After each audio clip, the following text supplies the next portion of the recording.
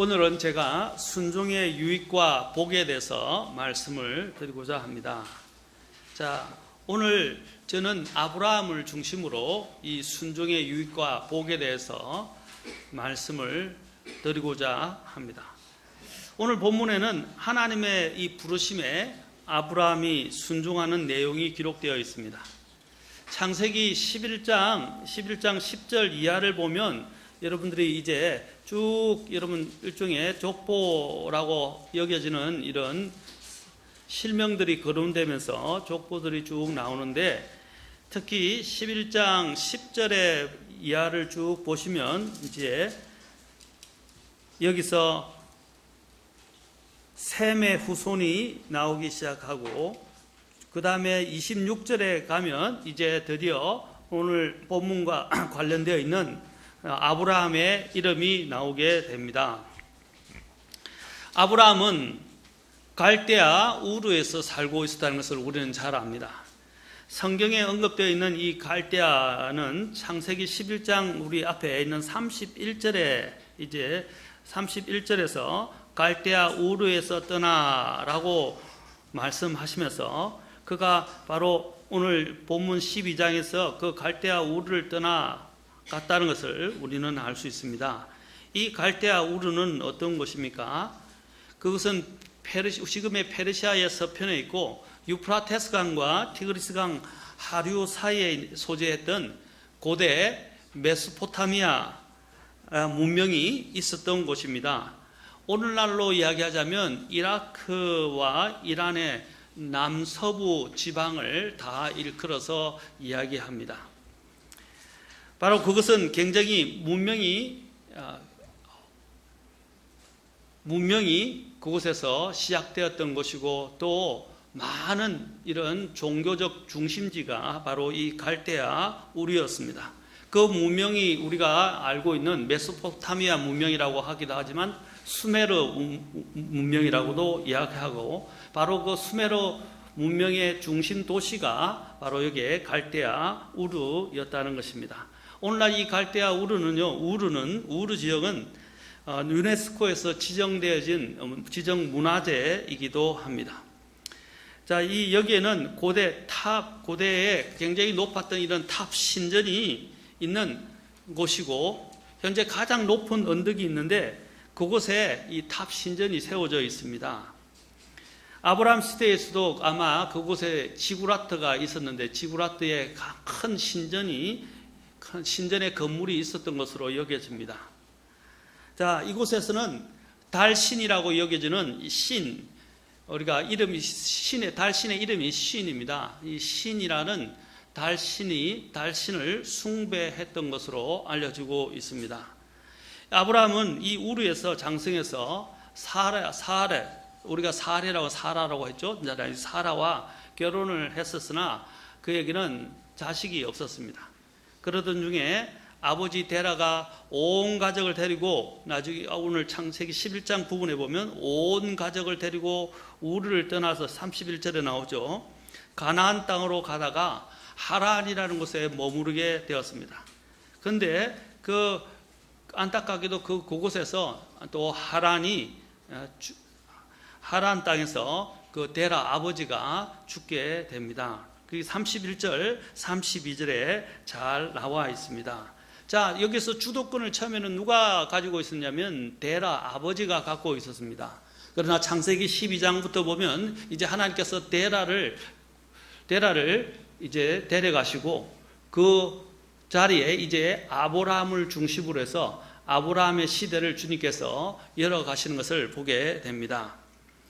이제 아브라함이 자신의 아버지 데라가 죽게 되자 이제 아브라함이 자신의 고향이었던 다시 갈대아 우르로 돌아갈 것인지 하란에 계속해서 머물러야 할 것인지에 대한 이제 고민이 있게 되었습니다.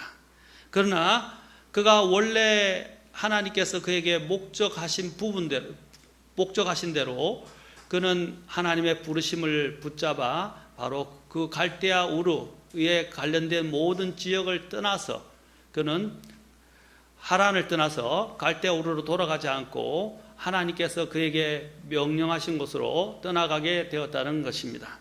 그런데 놀라운 사실이 이곳에 몇 가지 있습니다. 하나님께서 12장 1절에서 너는 내 고향과 친족과 아버지 집에서 나와서 내가 내게 보여줄 땅으로 가라 라고 말씀하셨고, 그리고 그에게 몇 가지 약속들을 해 주셨습니다. 먼저 하나님께서 그에게 내 고향과 친족과 아버지 집에서 나와서 또 내게 보여줄 그 땅으로 가라고 명령하셨을 때에, 오늘 여기 우리가 히브리서 11장에 보면 뭐라고 기록되어 있습니까? 히브리서 11장에 보면 자기가 어디로 가는지 알지 못한 채 나아갔다 그랬어요. 그리고 또 앞에 히브리서 11장 8절에서는 아주 놀라운 말씀을 하십니다. 그가 훗날 상속 재산으로 받게 될 곳으로 나가면서 순종하였다라고 말하고 있습니다. 여러분, 믿음의 우리가 행위를 이야기할 때 우리는 행위로 구원받지 않습니다. 우리는 행위로 믿음으로 구원받습니다. 그러나 믿음의 이 구원받은 믿음은 반드시 행위를 수반한다라고 가르치는 것이 바로 야고보서입니다. 이 말은 행위로 구원받는 게 아니라 구원받은 믿음은 행위를 가져온다는데, 이 행위가 어떤 행위냐? 바로 오늘 히브리서 11장 8절에서 정의하기를 그것은 순종이었다라고 말하고 있습니다. 주님은 우리에게 순종만을 요구하시지 않고 오늘 아브라함에게 이 순종 이후에 아브라함이 갖게 될 그 복에 대해서, 그 유익에 대해서 주님은 또한 말씀하신다고 하고 계시다는 것입니다. 자, 아브라함은 이러한 하나님의 명령에 그가 어디로 가야 할지 알지 못했지만 하나님께 순종했었습니다. 요즘 그 당시에 고향을 떠나는 것은 굉장한 모험이었습니다. 객지가 아니라 그거는 그냥 객지, 우리가 객지라는 것은 내가 있던 곳 외에 다른 곳을 객지로 갑니다. 객지에 가는 것도 참 이전에는 위험스러운 일이고 부담스러운 일이었어요. 그런데 객지가 아니라 완전히 다른 왕국에 다른 문명이 있는 다른 문화 지역에 거주하고 그곳으로 가서 거주하고 정착한다는 것은 더더욱 어려운 일이었습니다. 자신의 모든 기반을 다 버리고 그냥 하나님의 말씀에만 순종하여 자신이 이끄는 모든 식솔들과 또 가축들을 이끌고 그곳으로 이동하는 것은 위험천만한 일이었고 목숨을 걸어야 하는 그런 위험한 일들이었습니다. 그러나 그는 어떻게 했습니까? 어디로 가는지 알지 못하고 하나님이 가라고 했을 때 그는 순종했습니다. 여기 보면 창세기 12장에 보면 그는 어떻게 했습니까? 하나님이 가라고 했었을 때 4절에 보면 이처럼이라고 되어 있어요. 굉장히 중요한 단어입니다. 이처럼, 곧 하나님께서 그에게 말씀하신 대로 히브리서 11장 8절에서는 이처럼 이 단어를 순종하였다라고 이야기하고 있습니다. 그는 하나님께서 그에게 말씀하신 대로 그는 순종하였습니다. 그가 그 순종하게 된 그 이유는 무엇입니까? 여러분, 전에도 말씀드렸지만 노아가 하나님께서 노아에게 나타나셔서 명령하시기를 방주를 지어라, 홍수가 올 것이다 라고 이야기했을 때 노아가 그 당시에 방주를 만드는 일은 쉬운 일이 아니었습니다. 왜냐하면 한 번도 전에도 말씀드렸지만 비를 본 적이 없어요. 비가 무엇인지도 모릅니다. 그런데 하나님의 말씀만 믿고 그는 어떻게 해요? 방주를 지었습니다. 비를 예비하고 홍수를 대비하기 위해서 그는 방주를 지었습니다. 그런데 방주를 지었을 때 몇 년이나 지었다고 말씀드렸어요? 무려 120년을 지었다는 거예요. 여러분, 120년 동안 방주로만 짓고 있는 그 노아의 모습을 보고 사람들이 뭐라고 했습니까? 그를 조롱했다고 되어 있습니다. 그를 조롱했었어요. 미쳤다고 생각했을 것입니다. 그러나 노아는 어떻게 했습니까? 사람들이 뭐라고 하는지에 대해서 그는 관심을 기울이지 않았습니다. 그런 비난에 귀를 기울이지도 않았습니다. 그는 어떻게 했습니까? 하나님이 그에게 방주를 예비하라 라는 말씀에 따라 그는 하나님 보여주신 패턴에 따라서 그 방주를 지었습니다. 이것이 바로 믿음입니다. 오늘 여기 있는 아브라함도 마찬가지입니다. 하나님이 어디로 가라고 말씀하시지 않고 그냥 떠나라 라고 말씀하셨을 때에 아브라함은 어떻게 했습니까? 어디로 가야 하는지 못했지만 하나님이 가라고 하셨기 때문에 그는 떠났습니다. 나머지 모든 부분은 누구에게 맡겼습니까? 하나님께 맡겼었습니다. 바로 하나님에 대한 믿음을 그는 가지고 있었던 것입니다. 여러분, 이것은 쉬운 일이 아닙니다. 여러분들에게 하나님이 나타나셔서 아무것도 보여주지 않고 그냥 떠나라, 빨리 떠나라 라고 했을 때 과연 저와 여러분들은 떠날 수 있을까요? 과연 순종하기 쉬울까요?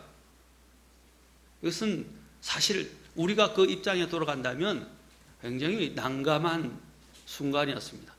자기 혼자만 떠나가는 것이 아니라 자기의 모든 식솔들을 거느리고 떠나야 한다는 것이었습니다. 그리고 자신이 있었던 모든 기반을 버리고 떠나야 하고, 지금처럼 이렇게 편안한 세상이 아니라 그때는 강도나 여러 가지 위험들이 넘치던 곳이었어요. 또 생전 알지도 못하는 다른 왕국과 다른 민족, 그리고 다른 이런 문명이 있는 곳에 가서 적응한다는 사실은 쉽지 않습니다. 여러분이 우리가 외국에 가면 문화 쇼크라고 하지 않습니까? 컬처 쇼크라고 이야기합니다. 문화 쇼크가 뭡니까? 다른 언어, 다른 문화, 그리고 다른 풍습과 관습들, 매너들, 그런 모든 것들이 다르기 때문에 굉장히 힘듭니다. 여행하는 것은 좋죠. 여행하는 것은 좋죠. 그냥 한 바퀴 쭉 돌고 오면 되는 거니까. 그러나 그곳에 가서 사는 문제는 다른 문제예요. 재밌는 이야기인데, 어떤 분이 호주에 갔었는데, 호주에 가서 그 이민을 간 사람 집에 잠깐 머물면서, 야, 너무 아름답고 경치가 좋고 너무 그냥 황홀해서, 야, 얼마나 이 사람들은 행복할까. 그래서 참 좋으시겠습니다. 이런 데서 사시니까. 그러니까 그곳에 거주하시는 분이 이렇게 이야기했다고 합니다. 한번 살아보십시오. 두 가지라고 합니다. 경치는 똑같습니다. 매번. 그 다음에 시간이 안 갑니다. 굉장히 외롭고 적막하고 그리고 조용합니다. 그것이 하루 이틀이지 계속해서 살아보십시오. 그 아름다운 경치도 눈에 안 들어옵니다. 여러분, 다른 문명에 가서 사는 문제는 정말로 다른 문제입니다. 그리고 힘들고 어려운 문제입니다.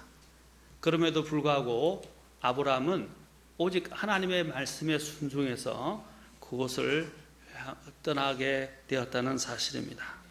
위험을 그는 목숨을 담보로 하면서 그 위험한 일에까지도 순종했다는 것입니다. 아까 노아는 어떻겠습니까? 미쳤다는 소리를 듣고 정신 나간 이상자라는 소리까지 들으면서도 그 조롱하는 그 사람들의 소리에 귀를 기울이지 않고 그는 방주를 예비한 것처럼, 또한 아브라함도 모든 것들을 다 심지어는 목숨을 내어놔야 하는 이런 어려운 상황에서도 그는 이 위험한 일에 하나님의 말씀에 순종했던 것입니다. 그래서 히브리서 11장 8절에서는 단적으로 딱 말합니다. 모든 걸 다 고사하고 딱 이렇게 말합니다. 순종하였다.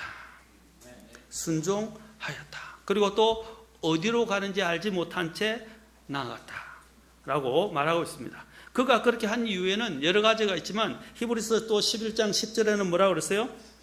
하나님의 그 한 도시를 바라보았기 때문이라고 그랬습니다. 하나님의 도시, 하나님이 주실 것을 바라보았다는 것입니다. 그는 바로 믿음으로 그 모든 것을 바라봤던, 그게 눈에 펼쳐진 것이 아니었어요. 그의 눈에 제시된 것이 아니었어요. 그는 어떻게 했어요? 하나님이 말씀하신 것을 믿음으로 바라보았던 것입니다. 믿음으로 바라보았던 것입니다. 하나님께서는 아브라함을 택하시고 부르셨듯이 우리도 또한 부르셨어요. 우리도 예수님을 직접 눈으로 본 적이 없어요. 그러나 하나님께서 우리에게 은혜를 베풀어 주셔서 우리로 하여금 하나님 앞으로 나아가고 하나님의 부르심에 의해서 응답하여 하나님 앞에 나아가도록 만들어 주셨습니다. 이 아브라함을 부르신 것도 하나님의 은혜였어요. 그 당시에 모든 사람은 다 죄인들이었고 우상 숭배자들이었고 하나님을 대적하는 영들이 그곳에 가득 차 있었습니다. 그곳에서 아브라함을 불러내시고 아브라함에게 특별한 목적을 가지고 불러내셨다는 것은 굉장한 은혜입니다. 은혜예요. 노아도 하나님의 은혜를 입었고, 왜냐하면 모든 사람이 멸망하는 가운데서 방주를 예비하도록 노아를 부르시고 노아를 하나님께서 어떻게 해요? 또 새로운 시대를 여는 하나의 선구자로 세우셨다는 것입니다. 조상으로 세웠다는 것입니다. 우리는 사실 보면 노아의 후예예요. 아담의 후예지만 멸망을 당하고 노아의 후예라고 할 수 있습니다. 이제 하나님께서는 또 다른 계획을 가지셔서 그 멸망하는 민족들 가운데서 아브라함을 은혜로 부르셨던 것입니다. 마찬가지입니다. 하나님께서 오늘 이 시대에서도 저와 여러분을 은혜로 부르셨습니다. 멸망당하는 사람들 중에서 우리를 선택하시고 우리를 부르셔서 하나님의 은혜로 부르셔서 하나님의 특정한 목적, 특별한 목적과 그 계획을 이루도록 우리를 부르셨다는 것입니다. 그런데 많은 사람들이 하나님이 나를 왜 부르셨는지 또 무슨 나에 대한 계획을 갖고 계신지를 모르고 사는 사람들이 너무 많습니다. 전에도 말씀드렸듯이 자신의 인생의 목적과 계획을 잃어버리고 사는 사람들, 특히 하나님께서 나를 왜 구원시키셨는지 그리고 나를 왜 부르셨는지에 대한 목적과 계획을 잊고 사는 사람들은 방향을 잃은 사람과 같고 불행한 사람들입니다. 하나님을 믿는다고 했지만 자신이 왜 믿는지를 모르는 거예요. 구원받았다는 것에서만 만족하고 안주해서는 안 됩니다. 구원을 하나님께서 우리를 시킨 데는, 우리를 구원시키신 데는 목적이 있고 하나님의 계획이 있다는 것입니다. 그 목적과 계획을 발견하셔야 됩니다. 모든 사람에게 하나님이 부르실 때는 목적과 계획이 있다는 것입니다. 아브라함도 하나님께서 그를 부르셨을 때 목적과 계획을 가지고 계셨습니다. 자, 하나님께서는 목적과 계획만 말씀하셨습니까?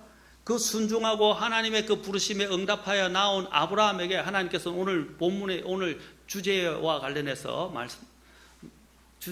관련해서도 이야기했지만 하나님께서 그에게 복을 약속하셨습니다. 복과 유익을 약속하셨다는 것입니다.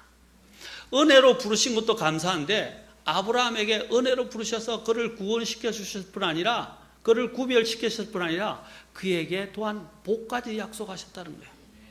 그 복도 어마어마한 복이었다는 사실입니다. 오늘 12장 1절부터 4절에도 잘 나와 있습니다. 바로 이 복은 무엇을 통해서 이루어지는 것입니까? 무조건적으로 하나님께서 주시는 것도 있지만 또한 하나님이 조건적으로 주시는 것도 있다는 것입니다. 하나님이 우리를 부르시는 것도 마찬가지입니다. 아브라함을 무조건적으로 부르신 것처럼 하나님께서 아무 조건 없이 우리를 은혜로 부르셔서 구원시키셨습니다. 아멘. 그리고 부르셨을 뿐 아니라 또 하나님이 조건적으로 말씀하신 것이 있어요. 아브라함에게. 그것이 바로 순종과 관련되어 있다는 것입니다. 오늘도 하나님께서 우리를 조건적으로 말씀하시는 것이 있어요. 아브라함처럼 순종하는 자에게 주어지는 축복이라는 것입니다. 이 순종하는 자에게 주어지는 복들은 이 세상 어떤 것과도 비교할 수 없는 값진 것입니다. 그리고 또한 영원한 것이라는 것입니다. 우리가 이 복 때문에 순종하는 것은 아니지만 하나님이 하나님을 사랑하여 하나님의 부르심을 귀하게 여기고 그것을 믿고 순종하는 자에게는 하나님이 우리가 생각하지 않은 복까지 하나님께서는 예비하시고 주시겠다고 약속까지 하셨습니다. 하나님은 거짓말하시지 않으시는 분이십니다. 하나님은 자신의 약속에 대해서 신실하신 분이십니다. 우리는 하나님을 신뢰할 수 있습니다. 사람들은 다 거짓말장이지만 로마서에서 사도 바울이 뭐래요? 사람들은 다 거짓말장이면 하나님은 참되시다 그랬어요. 사람들의 말은 신뢰할 수 없고 사람들은 약속을 깨뜨리지만 하나님은 약속을 깨뜨리지 않습니다. 하나님은 정말로 신실하신 분이십니다. 우리는 그 하나님을 신뢰할 수 있습니다. 오늘 아브라함에게 약속하신 그 복들이 사실 우리의 것이 될 수 있습니다. 나중에 또한 하나님께서 아브라함을 통해서 민족을 일으키시는데 그 민족이 히브리 민족이고 그 민족이 나중에는 이스라엘이라는 이름으로 하나님께서 이제 더 구체화시키십니다. 그 이스라엘에 대한 그 약속이 또 하나님께서 그 조건적 약속이 있어요. 무조건적인 이스라엘이라는 하나님의 약속이 있어요. 그리고 조건적인 또 약속이 있는데 그 조건적인 약속이 어디에 있느냐? 신명기 28장에 있어요. 좀 이따가 신명기 28장을 우리가 보게 될 것입니다.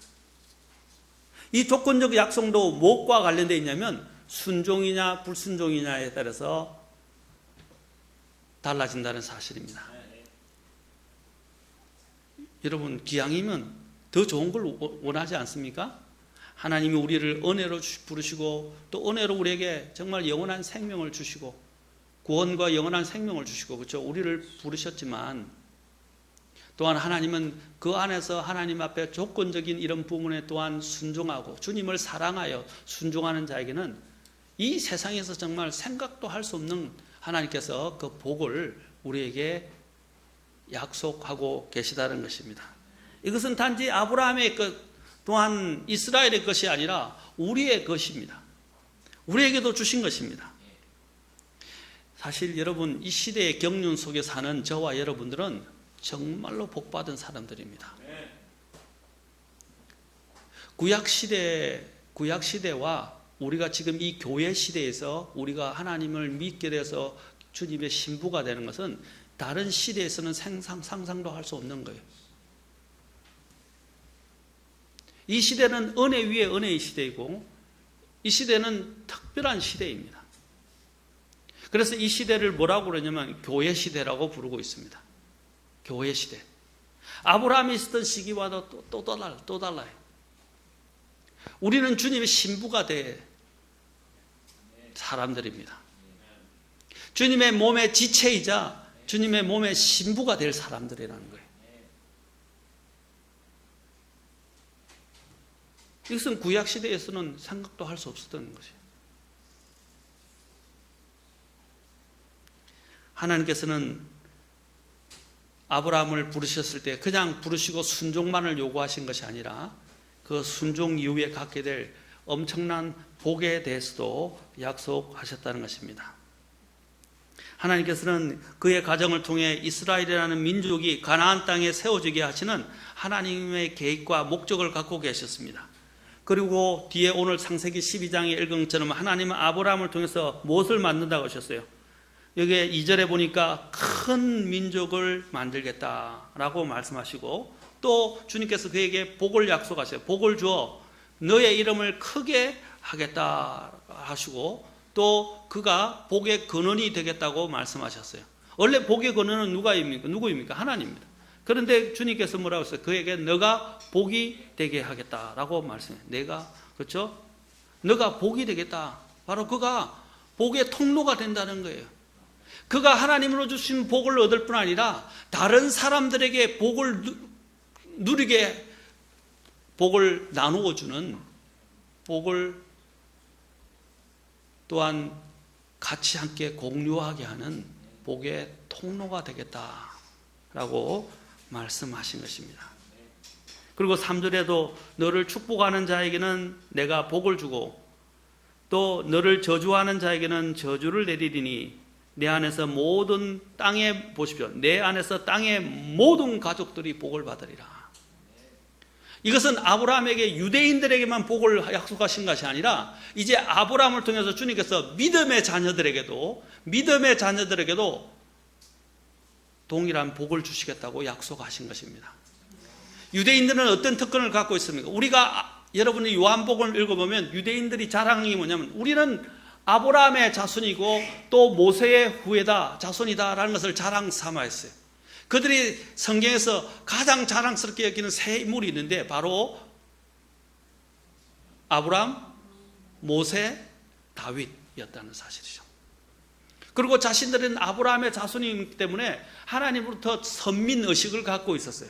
그런데 하나님께서 어떻게 하셨어요? 단지 육체적으로 아브라함의 자손이 아니라 믿음의 자손들이 더 복을 받을 것이라고 주님께서는 말씀하셨어요. 바로 우리가 믿음으로 아브라함의 자손이 된 것입니다. 아멘. 자, 여기서 내 안에서 땅의 모든 가족들이 복을 받으리라 라고 말씀하셨어요. 그런데 이 당시에 아브라함에게는 자녀가 있었습니까? 없었습니까? 자녀가 없었어요. 그런데 자녀가 없었는데 주님이 이 약속을 하셨어요. 나이가 몇 세였다고 그랬어요? 그 당시에? 75세였어요. 그리고 이때가 나이 되면 이미 사라의 태도 죽었고 아브라함도 씨를 가지기는 너무 늙은 나이였어요. 그런데 아브라함은 어떻게 했습니까? 하나님이 불가능한 이런 상황 가운데서도 말씀하신 것들을 어떻게 해요? 의심하지 않고 믿었다는 사실입니다.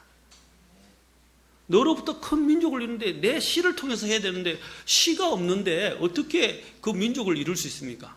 근데 주님께서 내 씨를 통해서 민족을 이루게 하시겠다고 약속하셨어요. 그것은 불가능해 보이는 상황이었어요.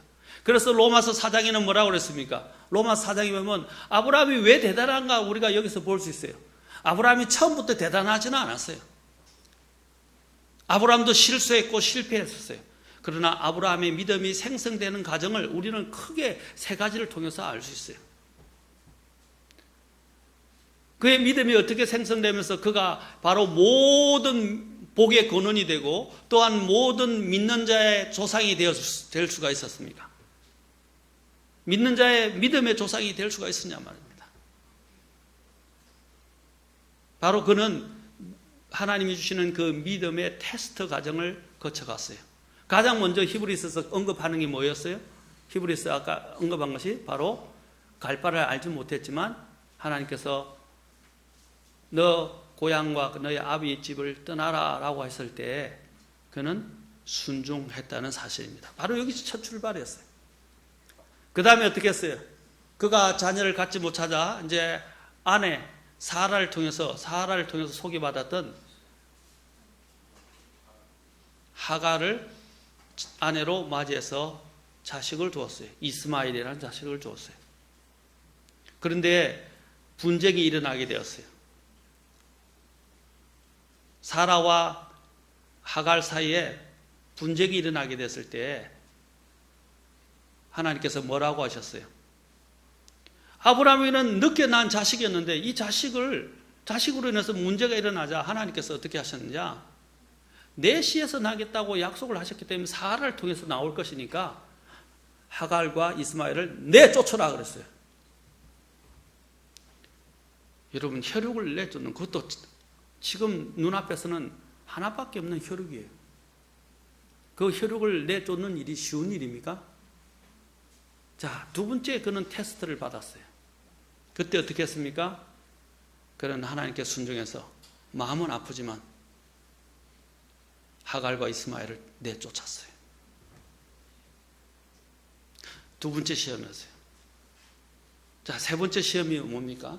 창세기 22장으로 가면 창세기 22장에서 하나님께서 그에게 너뚱이 이삭을 주셨어요. 100세에 낳은 아이였어요. 100세에 낳은 아이였단 말입니다. 75세 때 주님은 그를 부르고 25년 만에 그 약속이 응답을 받았는데 100세에 낳은 아이였단 말입니다. 그런데 하나님께서 갑자기 오셔서 그를 바치라 라고 말씀하셨어요. 눈이 뒤집어질 일입니다. 여러분, 저와 여러분이면 그런 일을 할 수 있겠습니까? 사람들이 가장 믿음의 전진에서 가장 어려운 부분이 뭐냐? 혈육을 저버리는 거예요. 특히 자식을 저버리는 겁니다. 그것은 참 쉽지 않습니다. 믿음의 생활에서 가장 큰 걸림돌이 뭐냐? 자녀의 문제예요. 자식의 문제. 참 이것은 어려운 문제입니다.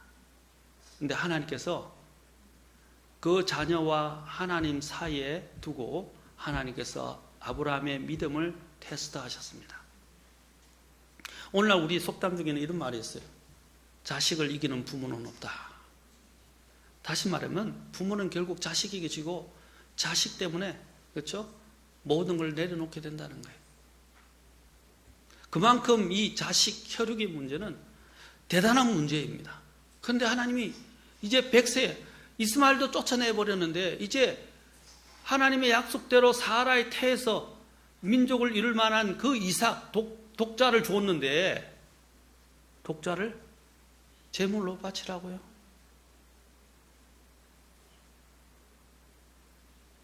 참 정말 힘든 어려움이었습니다. 제 같으면 하나님께 몇 번을 묻고 물어서 도저히 하나님 그렇게는 못하겠습니다 라고 했을 것 같아요. 그런데 창세기 22장으로 가서 한번 봅시다. 창세기 22장에 보면 이제 여기서 아브라함의 우리는 또 다른 믿음을 보게 됩니다. 자, 하나님은 아브라함이 왜 성경에 이것을 계속 기록하게 되냐면 하나님이 처음에 창세기 15장, 12장에서 아브라함을 부르셨을 때 아브라함을 몰랐을까요? 아셨어요. 아브라함이 어떤 사람인지를 아셨어요. 부족하지만 아브라함이 정말 믿음으로 하나님을 신뢰하고 쫓아올 것을 하나님은 아셨어요. 아멘? 아시고 계셨어요. 그런데 왜 이런 테스트를 계속하냐면 하나님이 이 테스트를 통해서 아브라함의 믿음이 어떤 믿음이었는지를 하나님이 우리에게 지금 보여주시는 거예요. 그가 어떻게 순종했는지를 보여주시기 위해서 하나님께서 성경에 기록하게 하신 거예요. 이 모든 것을. 창세기 22장에 보십시오. 이 일들 뒤에 하나님께서 아브라함을 시험하시려고 그에게 이르시되 아브라함아 하시니 그가 이르되 보소서 내가 여기 있나이다 하매 그분께서 이르시되 이제 내 아들 곧 내가 사랑하는 내 유일한 아들 이삭을 데리고 이스마엘이 있었는데 이스마엘은 아까 아들이라고 말하지 않습니다. 유일한 아들이라고 하지 않아요. 지금 이삭을 유일한 아들이라고 그랬어요. 왜냐하면 하나님이 약속하신 약속의 자녀시잖아요. 그 유일한 아들 이삭을 데리고 모리아 땅으로 가서 거기서 내가 내게 일러줄 산들 중에 하나에서 그를 번제 허물로 드리라 하시니라. 하나님 잔인해 보이죠. 아브라함이 아침에 자 보십시오. 그런데 어떻게 되겠어요? 아브라함이 아침에 그것도 일찍 일어나서 나귀의 안장을 얹고 자기와 함께 한 자기 청년들 가운데 2명과 자기 아들 이삭을 데리고 번제 허물에 쓸 나무를 쪼개어 가지고 일어나 하나님께서 자기에게 말씀해 주신 곳으로 가더라. 여러분 나무를 쪼개서 번제물로 불태울 그 나무를 쪼개서 갈 때 그 심정이 어떻겠어요? 이로 말할 수 없을 정도로 근심과 무거움이 그를 감쌌을 것입니다. 그때 셋째 날에 아브라함이 눈을 들어 그곳을 멀리서 바라보니라. 자, 쭉 가서 셋째 날에 아브라함이 이제 거의 다 가서 눈을 들어서 그것을 멀리서 바라보았다 그랬어요. 이게 바로 믿음이에요. 아브라함이 눈을 들어서 무엇을 봤겠습니까? 무엇을 봤을 것 같아요?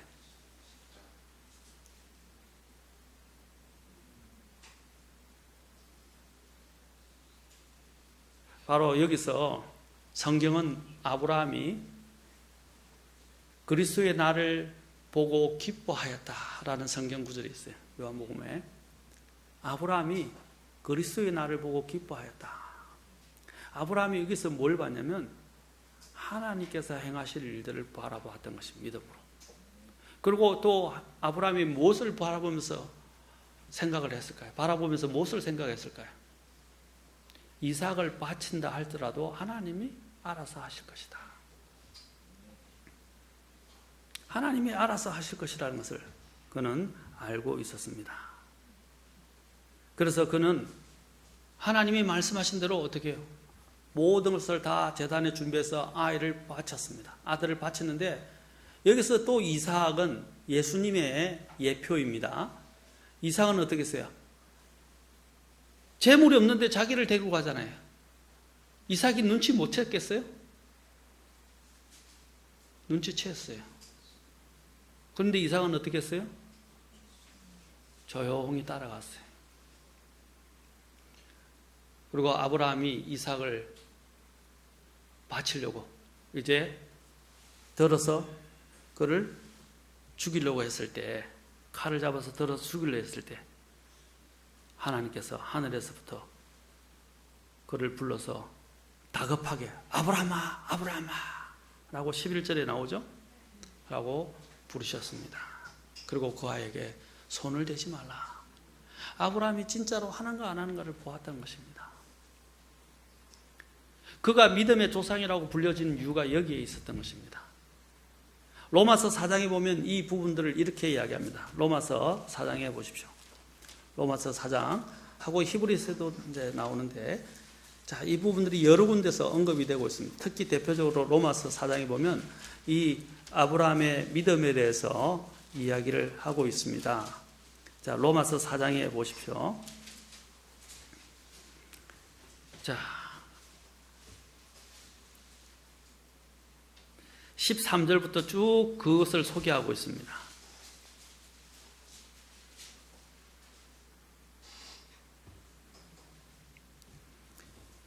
그가 세상의 상속자가 되리라고 하신 그 약속은 아브라함에게나 그의 씨에게나 율법을 통해서 주어지지 않고 믿음의 의를 통해 주어졌느니라. 율법이 있기 전에 이것은 주어졌다는 겁니다. 이제 유대인들에게 지금 대표적으로 이야기하면, 만일 율법에 속한 자들이 상속자가 되면 믿음은 헛것이 되고 그 약속은 효력을 잃게 되느니라. 자, 아브라함이 어떻게 했느냐? 자, 16절에 보십시오. 그러므로 그것이 은혜로 되게 하려고 믿음에서 나나니. 자, 은혜가 나오죠? 그 목적은 그 약속을 모든 씨에게 확고하게 하려 하심이라. 그것은 곧 율법에 속한 자들에게만 아니라 아브라함의 믿음에 속한 자들에게 그 약속을 확고하게 하려 하심이니. 나오죠? 약속. 하나님이 우리에게 복을 주시겠다는 약속. 그것은 아브라함의 믿음에 속한 자들에게도 그 약속을 확고하게 하려 하심이니. 그는 하나님 앞에서 우리 모두의 조상이라. 모두 할례 받은 자나 할례 받지 않은 자나 그 믿음을 가진 모두 믿음에 속한 자들의 조상이다 이 말입니다. 17절, 이것은 기록된 바 내가 너를 많은 민족들의 조상으로 삼았느니라. 아까 읽었죠? 그 부분들을 그대로 성취하는 하신과 같으니 그가 믿은 하나님은, 자 보세요. 그가 믿은 하나님은 어떤 하나님이요? 죽은 자들, 내가 이삭을 바쳐서 죽은 자들 살리실 수 있다는 거예요. 대단한 믿음이죠. 내가 돌려받을 수 있다는 믿음. 이것은 상상도 할 수 없는 믿음이에요. 자, 보십시오. 계속해서 보십시오. 죽은 자들을 살리시며 없는 그것들을 마치 있었던 것처럼 부르시는 이시니라. 그가 믿은 하나님은, 그가 어떤 믿음을 가졌는지 그 18절 보십시오. 그가 바랄 수 없는 가운데 바라면서 믿었으니 이것은 내 씨가 이와 같으리라 하신 것대로 그가 많은 민족들의 조상이 되려 함이라. 19절, 그가 100세쯤 되었을 때에도 믿음이 약해지지 아니하여 이제는 죽은 자기 몸을 고려하지 아니하고 또 사라의 태가 죽은 것으로도 고려하지 아니하였으며. 대단한 믿음이죠. 그 다음에 20절, 믿지 아니함으로써 하나님의 약속에 관하여 흔들리지 아니하고 오히려 믿음이 강해져서 하나님께 영광을 돌리고, 그분께서 약속하신 것을 그분께서 능히 이행하실 줄로 온전히 확신하였으니. 자, 22절 같이 읽겠습니다. 22절, 23절, 자, 24절까지 같이 읽겠습니다. 시작. 그러므로 그분께서 그것을 그에게 의로 인정하셨느니라. 그것을 그에게 의로 인정하셨다고 기록된 것은 이제 그만을 위한 것이 아니요 우리가 예수 우리 주를 죽은 자들부터 살리신 분을 믿을진대 그것을 의로 인정받을 우리도 위한 것이니라. 아멘. 우리를 위한 것이라고 그랬어요. 아브라함이 처음에 이러한 창세기 12장에서 순종했을 때 하나님께서는 그것을 어떻게 했어요? 그를 의로 여겼다고 그랬어요. 그리고 그의 믿음의 의가 어떻게 입증이 되었어요? 바로 이삭을 바침으로써 확고하게 입증이 되었던 것입니다. 그는 과연 믿음의 사람이었다는 것입니다. 자, 아브라함은 이것을 통해서 어떻게 되었습니까? 하나님께서는 이 아브라함을 통해서 계획하신 것이 있었어요. 히브리 민족을 일으키고 히브리 민족을 통해서 어떻게 해요? 다시 이스라엘을 일으키시고 이스라엘을 통해서 어떻게 이스라엘을 하나님의 제사장 왕국으로 삼으시고 또 모든 민족의 머리가 되게 하시고 또 그 민족들을 통해서 제사장 왕국이 되어서 하나님과 이 이방 민족들 간에 중보하는 나라가 되게 하시는 것이었습니다. 그리고 그 이스라엘을 통해서 하나님의 영광을 나타내시려고 하셨어요. 이런 특별한 목적이 있었다는 것입니다.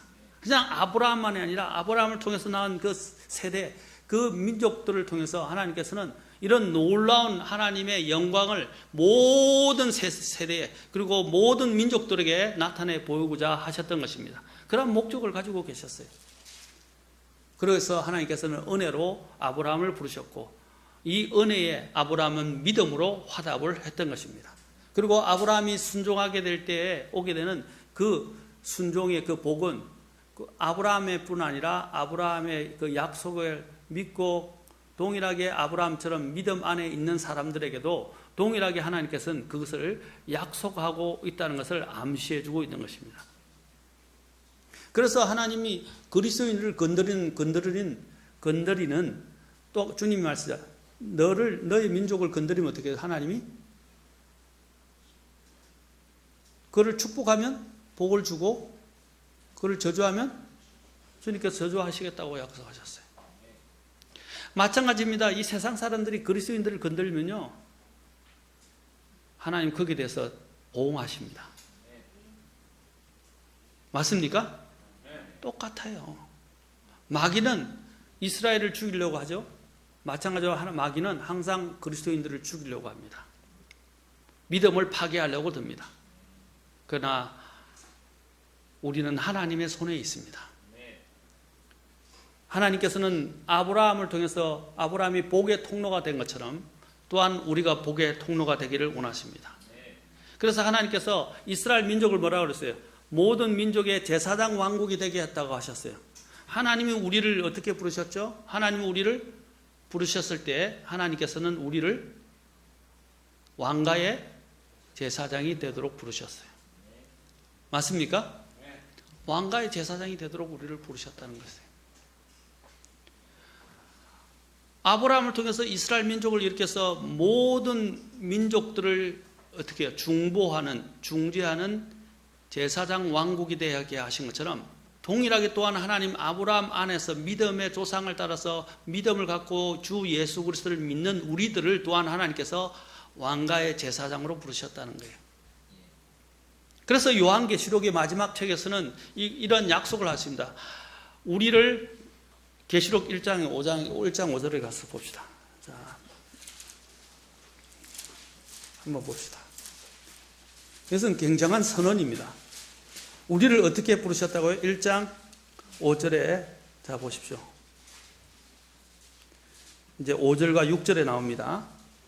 자, 또 신실한 정인이시요 죽은 자들 가운데서 처음 나신 분이며 땅의 왕들의 통치자이신 예수 그리스도부터 은혜와 평강이 너희에게 있기를 원하노라. 우리를 사랑하사 자신의 피로 우리의 죄들에서 우리를 씻기시고, 자 6절 같이 읽겠습니다. 시작. 하나님 곧 자신의 아버지를 위해 우리를 왕과 제사장으로 삼으신 분께, 즉 그분께 영광과 통치가 영원무궁토록 있기를 원하노라. 성경의 마지막 책인 요한계시록에서 우리를 어떻게 했어요? 하나님께서 왕과 제사장으로 삼으셨다. 제사장이 뭐 하는 거예요? 하나님과 백성 사이를 중보하는 사람이에요. 바로 하나님께서 우리를 이 세상의 불신자들과 하나님 사이를 중보하고, 그렇죠? 또한 화해시키는 사람, 바로 그 제사장으로 우리를 삼으셨다는 거예요.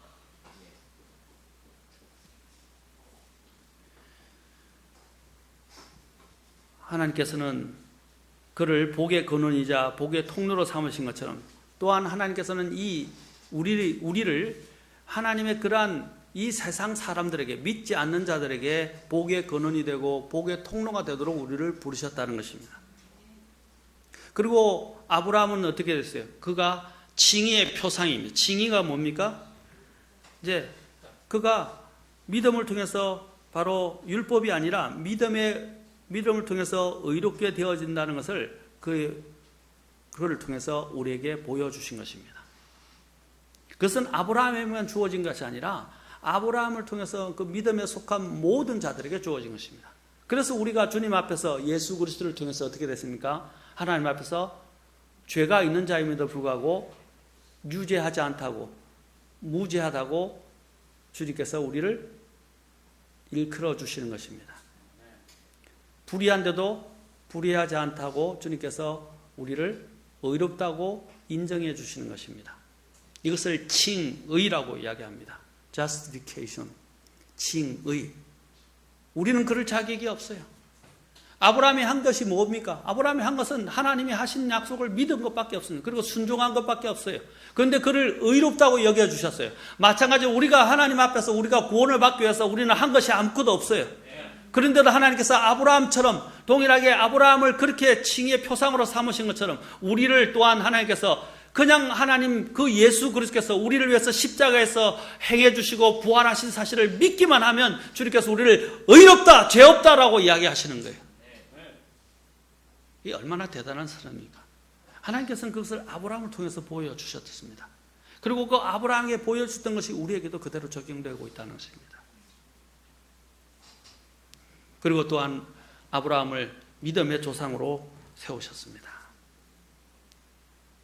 그리고 또한 아브라함은 또 한 가지만 더 봅시다. 아브라함은 뭐라고 불려졌습니까? 성경에 3번이나 나옵니다. 3번이나 나오는데 하나님께서는 아브라함을 하나님의 친구라고, 벗이라고 부르셨어요. 하나님의 친구로 부르셨다라고 되어 있어요. 그래서 역대하 20장 7절에 보면, 이 땅을 주의 친구 아브라함의 씨에게 영원히 주신 분이 아니니까 라고 기도하는 내용을 보게 됩니다. 주의 친구라고 되어 있어요. 그리고 이사야서 41장 8절에 보면 하나님께서 이렇게 말해요. 나의 종 너 이스라엘아, 내가 택한 야곱아, 나의 친구 아브라함의 씨야 라고 주님께서 또한 나의 친구라고 말하고 있습니다. 그래서 그 야고보서 2장 23절에서는 아브라함이 하나님을 믿으니 그것을 그에게 의로 인정하셨느니라 하시는 성경 기록이 성취됐고 그는 하나님의 친구라 불렸느니라.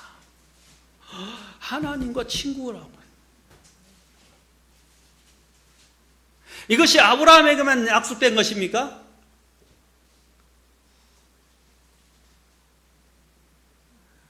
이것은 단지 믿음뿐 아니라 믿음에 의해서 순종한 자에게 주어지는 칭호입니다. 여러분, 여러분들이 가장 높은 그 신앙생활의 위치에 있는 것이 뭐냐? 처음에는 종이에요. 그 다음에 아들이에요. 아들보다 더한 것이 뭐냐? 친구예요.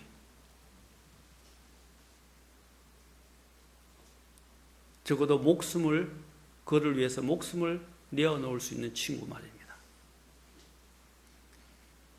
이 친구, 우리는 보통 친구 간에는 비밀이 없죠. 아들에게는 비밀이 있어도 친한 친구에게는 비밀이 없다고 그래요. 하나님께서는 아브라함을 친구로 여기서 아브라함에게는 숨김이 없었어요. 소돔과 고모라를 멸망시키러 오셨을 때도 어떻게 해요? 내가 이것을 어떻게 아브라함에 숨길 수 있겠느냐 라고 말씀하시고 어떻게 해요?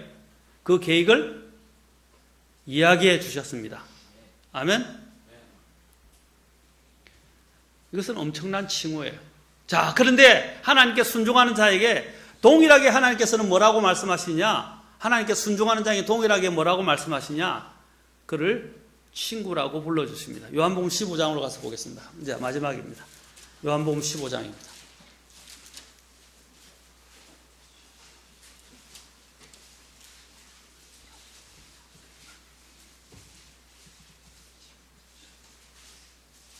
자, 15장에 보시면 15장에서 먼저 주님이 이야기합니다. 먼저 주님과의 사랑, 그 다음에 주님과의 관계를 먼저 이야기하시고 또 주님을 사랑하는 것, 그리고 주님을 사랑하기 때문에 하는 것이 무엇인지를 이야기합니다. 자, 9절 10절 먼저 보겠습니다. 아버지께서 나를 사랑하신 것 같이 나도 너희를 사랑하였으니 너희는 내 사랑 안에 거하라.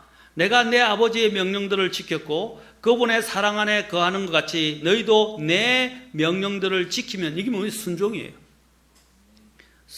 지키면 내 사랑 안에 거하리라.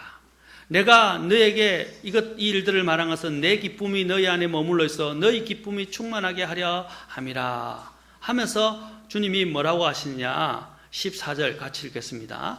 14절. 자, 시작. 무엇이든지 내가 너희에게 명령한 것을 너희가 행하면 너희가 나의 친구니라. 어떤 사람이 친구다고요? 주님의 명령을 사랑하여 지키는 사람은 친구가 된다. 우리가 어떻게 감히, 여러분들이 만약에 대통령이 친구다, 아니면 이전에 왕의 시대에 있을 때 왕이 이 사람은 내 친구다라고 한다면 얼마나 어깨에 힘이 들어가겠어요? 그렇죠? 그리고 다른 사람 함부로 못해요. 지금 정부 보세요. 문 대통령하고 같이 연관되어 있다고 이야기하니까 함부로 건들지도 못하잖아요, 지금요. 비리가 있어도 건들지도 못하고 수사도 못하잖아요. 권력의 실체라고 이야기하잖아요. 왜냐하면 그 권력에 의해서 비호받는 거예요. 그 권력에서 그렇죠? 지켜지는 거예요. 우리가 하나님께 순종하면 어떻게 해요? 하나님의 친구다. 주님의 친구입니다. 그러면 어떻게 한다고요? 누구도 건들지 못해요. 맞습니까? 야, 이게 얼마나 대단한 영예입니까? 하나님이 아브라함에게만 약속하신 것이 아니라 아브라함의 그 믿음의 조상이 아브라함에 속한 믿음을 가진 우리 모두에게도 동일하게 하나님께서는 이 복을 약속하고 있어요. 어떤 사람에게? 믿음의 순종을 하는 사람들에게 하나님은 이것을 약속하십니다. 복이 되게 하시고 복의 통로가 되게 하시고 그렇죠? 제사장이 되게 하시고 또 하나님의 건들 수 없는 친구가 되게 하신다는 것입니다. 우리가 이런 복을 누렸다면 이제는 우리가 어떻게 되겠어요? 여러분, 순종은 대단한 것입니다. 또한 하나님께서 이스라엘 백성들에게 조건적으로 순종하게 될 때 주시는 복에 대해서 이야기하는데 오늘 시간이 없어서 보지 못하겠습니다. 그러나 신명기 28장을 한번 보십시오. 신명기 28장을 꼭 읽어보십시오. 이거 보면 하나님이 그의 모든 입출입 가운데서 그에게 어떤 복을 주실 것인지 쫙 이스라엘에 대해서 나열해놨어요. 신명기 28장 펴보세요. 신명기 28장. 오늘 읽지는 않겠습니다. 시간상. 그러나 신명기 28장 읽어놓고 여기서 여러분 그걸 적어 놓으세요. 그리고 오늘 가서 신명기 28장을 읽어보세요. 하나님이 순종하는 자에게, 하나님의 명령을 지키는 자에게 어떤 복을 약속하셨는지, 먼저 이것은 이스라엘 백성들에게 약속하신 것이지만 이게 동일하게 우리에게도 마찬가지로 적용된다는 것입니다. 엄청난 복을 약속하셨어요. 그래서 계속해서 말합니다. 조건적으로 내가 하나님의 음성에 부지런히 귀를 기울이며 명령을 지키면 이라고 되어 있어요. 지키고 행하면, 하나님의 음성에 귀를 기울이면 또 지키고 행하면 모든 복이 내게 임하며 너를 따라잡으리니 라고 되어 있어요. 그리고 3절부터 쭉 보세요. 그리고 나중에 15절부터는 불순종에 대해서 이야기하는데 또 뒷부분을 계속해서 읽어보시면 상상도 할 수 없는 하나님께서 복을 약속하고 계십니다. 여러분, 순종은 놀라운 것입니다. 순종은 하기는 참 어렵지만 하게 되면 기쁨과 즐거움과 복이 찾아옵니다. 근데 제가 지난 시간에 했죠. 순종이 하루아침에 되는 게 아니다. 아브라함의 순종도 하루아침에 된 거 아니에요. 순종이 완전해질 때까지는 여러 가지 테스트가 있었어요. 저와 여러분의 삶 속에도 순종이 완전해지십시오. 주님께서는 어떻게 하셨다고 그래서 순종을 배우셨다 그랬어요. 우리도 순종을 배워야 됩니다. 순종이 우리의 삶의 습관이 되어야 됩니다. 습관이 되도록 해야 합니다. 자리 잡아야 합니다. 우리에게는 불순종의 DNA가 흐르고 있어요. 불순종의 DNA가 흐르고 있단 말입니다. 이 불순종의 DNA를 하나님께서 우리가 예수님을 통해서 순종의 DNA로 갈아치우신 거예요. 그 순종의 DNA가 우리 안에 흐르고 있다는 것입니다. 그 순종의 DNA를 개발하란 말입니다. 배우란 말입니다. 그리고 순종하는 자에게 주님께서는 무조건 순종하라고만 하나님께서 명령하시지 않고 순종하는 자에게 놀라운 복을 약속하셨다. 아까 같은 아브라함에게 주신 복뿐 아니라 신명기 28장에 있는 이런 놀라운 복을 약속하셨다. 모든 복이 내게 임하며 너를 따라잡으리니. 한번 해보십시오. 하나님이 어떻게 해주시는가 기도하시겠습니다.